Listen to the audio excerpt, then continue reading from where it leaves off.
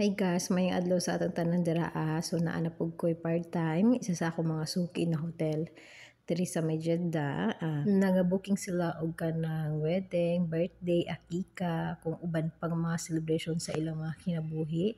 So paminti ko diri pag naa sila need nila ng waitress, kinatawagan ko nila. So karong adlaw ang wedding ngayon is Pakistani. So mao ni ilang decoration, nice baya pud siya kulay pero grabe lang siya kayo kasiga.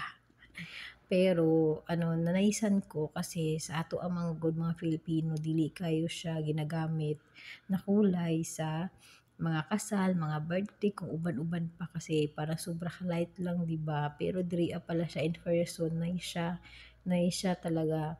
Pero kung sa ato pa yan, Uy! ingon gid grabe ka siga. Although siga siya, pero ano pala siya, nice sa mata. Depende na lang pala sa combination. So, meron silang pa drum. Drum ba yan? Yung traditional nila na drummer.